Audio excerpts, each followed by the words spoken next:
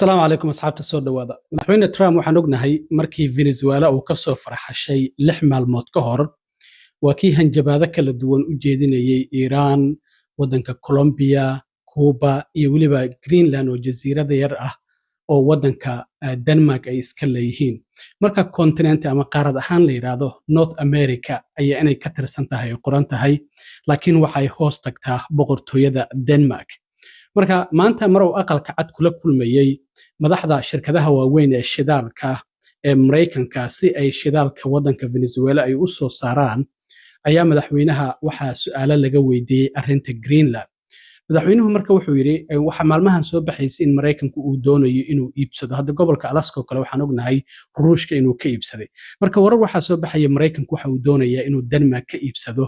in jasiiradaasi amaba Greenland oo ah meel yar oo buuraley ah baraf badan leh inta badan aad u qabow laakiin macdan fara badan ayaa ku jirta istaraatiijig ahaana waa meel dhinaca militariga aad ugu roon marka Trump waxa uu yiri mar la weydiyo leeyahay bar Greenland arinteedana ka waran hadda diyaar u mii horta inaan lacag dhinaca wada hadalka iibsasho kala hadla ayuu yiri laakiin waxa uu yiri either way hadii ay jecel yihiin Denmark iyo hadii aysan jeclaynba Greenland waan la wareegaynaa marka madaxweyne Trump waxa uu yiri hadii anagu aanan la wareegin waxa la wareegaya Shiinaha ama Ruushka mana doonayno Shiinaha iyo Ruushka inay dariskeen ay noqdaan marka waxa uu yiri wada si fudud arintan ku dhameeyno laakiin hadii kale waxa uu yiri the hard way ayaan ku sameeynaa macnaha waxay tahay hadii wada hadal aysan ogolayn xog ayaan kula wareegaynaa sida madaxweynaha hadalkiisa laga dhadhansanayay sidoo kale waxa uu bashaki gelinayaa lahaanshaha dhulkaasi Greenland ay ku taalo in boqortooyada Denmark ay leedahay waxa uu yiri 500 sano ka hor hadii markab dad saaran yihiin oo meeshaasi yimid macnaheedu ma ahan inay dhulka leeyihiin waxa uu yiri anagaba maraakiibteenu halkaasi waa ay tagaan sidaas darteed waxa uu yiri arintan aan wada hadal ku dhameeyno maxaa yeelay waxa uu yiri haddaba Ruushka iyo Shiinaha maraakiibtooda wax burburiye ayaana goobtaasi ka fogeyn marka anagana ammaankeena qaranka ayaan ugu baahanahay Greenland sidaas darteed waxa uu sheegay in Greenland aw Mareykanku uu la wareegi doono marka sida madaxweyne Trump ka muuqata waxa uu leeyahay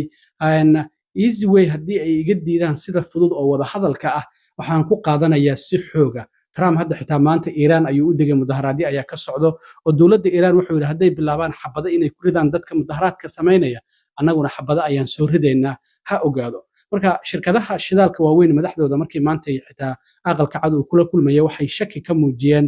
in dib ugu laabashada shirkadahan wadankaasi Venezuela maxaa yeelay waxay yiraahdeen laba mar ayaa hadda ka hor intaan maal gelinay xitaa qalabkeenii lala wareegay Trump waxa uu ballan qaaday ammaankiina Mareykanka iyo waliba mas'uuliyiinta sida kumeel gaarka u haya Venezuela oo inaguna aan maamulayno ayaa la socon doona laakiin shirkadaha waxa ka muuqatay in ay wali shaki weyn gelinayaan in ay maal gashtaan waxa uu yiri 100 bilyan ayaa lagu maal gelin doonaa sidii shidaalkaasi loo soo saari lahaa wadanka Venezuela shidaalka ugu badan ee kaydka ayaa ku jira ilaa 300 bilyan oo fuusto oo shidaal ciiriin ah marka arintaasina wali shaki weyn ayaa ka taagan walow hadda Trump uu leeyahay inaga ayaa maamulna Venezuela waxa sidoo kale madaxda sida kumeel gaarka xilka u haya wuxuu yiri anaga ayay naga dambeeyaan bal Trump oo arrimahaasi in Greenland ka hadlayay muxuu yiri bal wax yar ila daawada I'm not talking about money for Greenland yet. I might talk about that. But right now, we are going to do something on Greenland, whether they like it or not, because if we don't do it, Russia or China will take over Greenland, and we're not going to have Russia or China as a neighbor. I would like to make a deal, the easy way, but if we don't do it the easy way, we're going to do it the hard way. And by the way, I'm a fan of Denmark too, I have to tell you, and they've been very nice to me. I'm a big fan, but the fact that they had a boat land there 500 years ago doesn't mean that they own the land. I'm sure we had lots of boats go there also.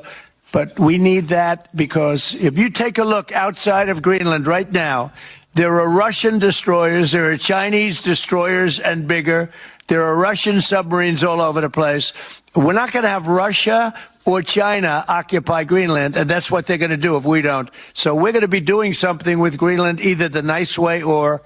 the more difficult way.